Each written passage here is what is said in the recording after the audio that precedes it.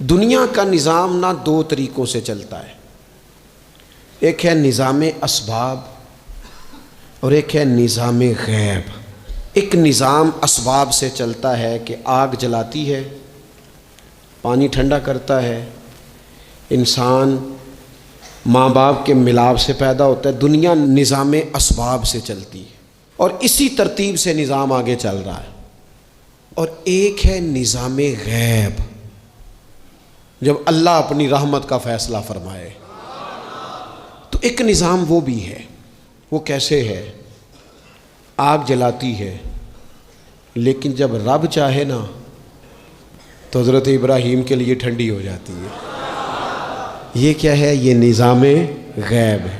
نظام اسباب یہ ہے کہ ماں باپ کے ملاپ سے اولاد پیدا ہوتی ہے، اور اگر رب چاہے نا تو حضرت عیسیٰ علیہ السلام کو بغیر باپ کے بھی پیدا فرما دیتا ہے۔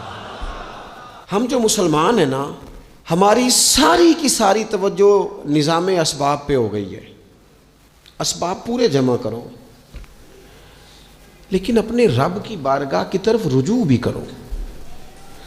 کئی دفعہ نا اسباب سارے بندے کے ہاتھ سے چھوٹ جاتے ہیں، پھر اسے ضرورت ہوتی ہے دست غیب کی، اللہ اس کی مدد کرے۔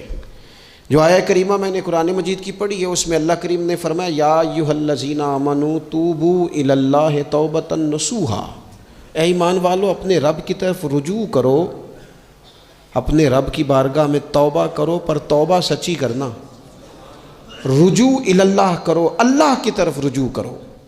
بعض اوقات سارے نظام ختم ہو جاتے ہیں، نظام اسباب، اس وقت ضرورت ہوتی ہے رجوع الی اللہ کی، کہ نظام غیب آئے۔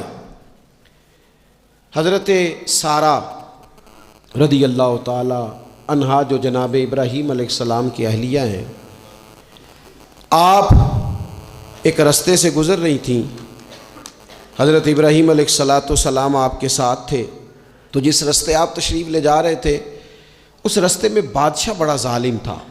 وہ معاذ اللہ تعالیٰ ثم معاذ اللہ عورتوں کو گرفتار کر لیتا اور اپنی بدباطنی کا ثبوت دیتا۔ وہاں سے جناب سارہ گزریں، مسند امام احمد بن حنبل سے یہ حوالہ عرض کر رہا ہوں۔ حضرت سارہ کو اس نے گرفتار کر لیا۔ جب وہ جناب سارہ کی طرف بڑھنے لگا تو اب وہ جتنے اسباب تھے نا اس وقت کے، وہ سارے اختیار کیے گئے، لیکن اس بادشاہ سے جان نہیں چھوٹی۔ جب وہ بڑھنے لگا تو جناب سارہ نے پھر رب کریم کی طرف رجوع کیا، مصلی پہ بیٹھ گئی، کہنے لگی مالک اب تو ہی کرم فرمانے والا ہے۔ آپ نے اس درد سے دعا فرمائی کہ وہ بادشاہ زمین پر بے ہوش ہو کے گرا اور تڑپنے لگا، قریب تھا کہ وہ مر جائے۔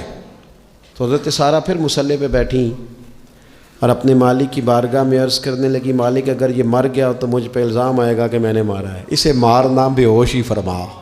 وہ بے ہوش ہو گیا، تھوڑی دیر کے بعد ہوش آیا تو پھر آپ کی طرف بڑھنے لگا، تو آپ نے پھر اللہ کی جانب رجوع کیا۔ جب دوبارہ رب کریم کی جانب رجوع کیا تو پھر وہ بے ہوش ہوا۔ کئی دفعہ وہ کوشش کرتا، لیکن آپ جب اپنے مالک کی بارگاہ میں ہاتھ اٹھاتی تو بے ہوش ہو کے گر پڑتا۔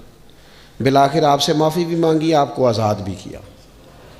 ایک وقت ایسا آتا ہے جب سارے اسباب جواب دے جاتے۔ ہم مسلمان ملک میں رہتے ہیں، کچھ باتیں بڑی خوب ہیں۔